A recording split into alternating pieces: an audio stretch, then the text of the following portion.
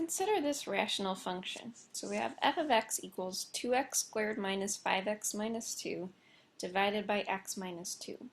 So first let's think about finding any asymptotes we have for this function. So starting out, if we think about our vertical, as we do for all of our functions, to find a vertical asymptote, we take just the denominator and set it equal to 0. So we get x equals 2.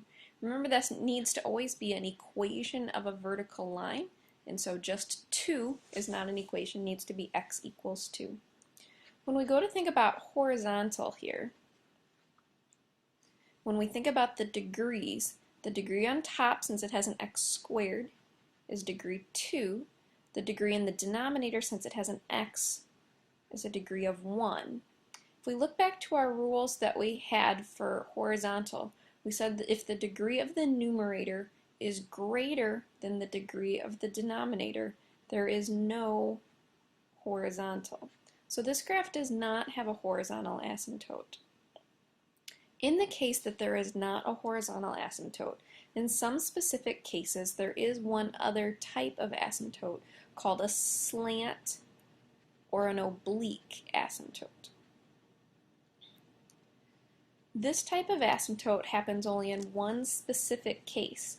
The degree of the numerator is exactly one more than the denominator. So our example here fits that case. 2 is exactly one more than 1, so this particular function is going to have a slanted asymptote. The way that we find this is by performing a division. We can use synthetic division on this one, our shortcut, because our denominator is in the form x minus 2. So for synthetic division, the number that we want out in front, our value for k, is 2, positive 2. And then our coefficients for underneath will be 2, negative 5, and negative 2. So we bring down the 2, and now we multiply and then add. So 2 times 2 is 4. Negative 5 plus 4, we have negative 1. 2 times negative 1 is negative 2, and adding we have negative 4. For this particular problem, we're only interested in the quotient. We ignore the remainder completely, and we don't use it for part of our answer. And so this particular function is going to have a slant asymptote. It's in the form of y equals mx plus b. And so for us, it's going to be y equals, remember the remainder is here, this is the constant term, this is the x term, so y equals 2x minus 1.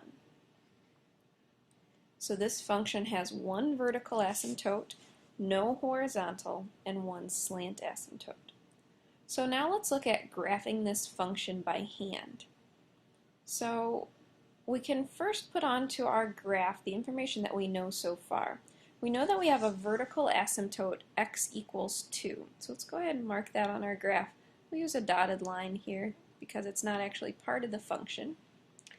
And then we also have the line y equals 2x minus 1. So think about how we can graph a line that has a y-intercept of negative 1 and a slope of positive 2. So it's going to go up 2 and over 1, up 2 and over 1, up 2 and over 1, up 2 and over 1. So we want to go ahead and draw that in with a dashed line as well. So this is called a slant asymptote because it's not a vertical or a horizontal line, but it is a slanted line instead. So how do we actually come up with a graph of this function? Our function is going to have two separate sections to it, one on the left side of our vertical asymptote and one on the right side of our vertical asymptote. To be able to find a little bit more information about our graph, we're going to find some key points to help us make our graph. Let's start by thinking about our y-intercept. So this is a key point on any graph.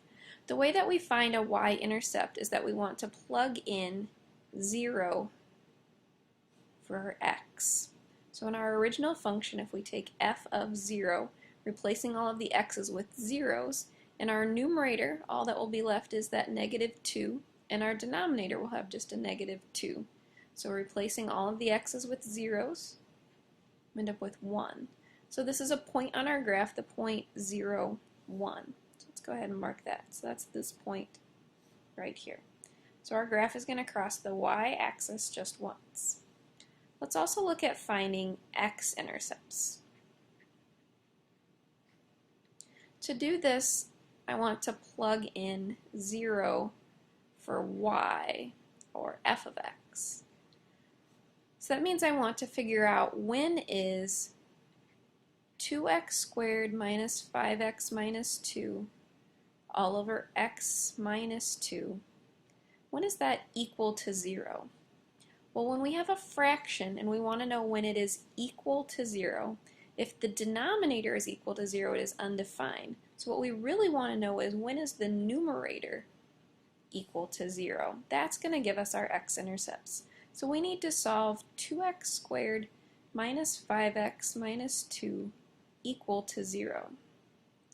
Unfortunately, this one doesn't factor.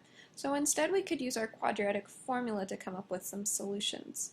So our value of a is 2, our b is negative 5, and our c is negative 2. So the opposite of negative 5, we have 5 plus or minus the square root of b squared, so 25, minus 4 times a, which is 2, times c, which is negative 2, all over 2 times a, so 2 times 2. So if we clean this up a little bit, we've got 5 plus or minus the square root of 41 all over 4. If we put this in our calculator to get some decimal approximations, when we put it in with the plus, we get a positive 2.85. When we put it in with the minus, we get a negative 0.35. So on our graph, 2.85 on our x-axis is going to be about right here. Negative 0.35 will be about right in here. When we're graphing rational functions, these graphs will not be quite as exact as when we were doing some of our graphing in chapters 2 and 3. We just want to fill in the general shape. Keep in mind a graph is never going to touch or cross a vertical asymptote, and it's going to follow either the horizontal or slanted asymptotes. So over here we have 2 points, and we just want to fill in the shape by following these asymptotes. So it's going to follow down here along our slant. It's going to come up and go through these 2 points, and then it's going to increase off to infinity along that vertical asymptote. Over here it's going to come down along the slant asymptote and cross through our x-intercept and then continue down along that vertical asymptote. You can take a look at this graph on your calculator to compare. So things that we're looking for on the graph of a rational function, we want any asymptotes marked. So vertical, horizontal, and slant should all be marked on the graph. And then key points. Key points would be considered x-intercepts and y-intercepts. If you've put all of that on the graph and you're still having trouble picturing the graph, you could always find additional points by picking more x values and plugging them in. So for example, you could take an x value of 4, plug that into your original function, and find another point on the graph. Take an x value of 5, plug it into the function, and find another point on the graph. Or you could plug in an x value of negative 2 or negative 3 to find some additional points to help you fill in the shape.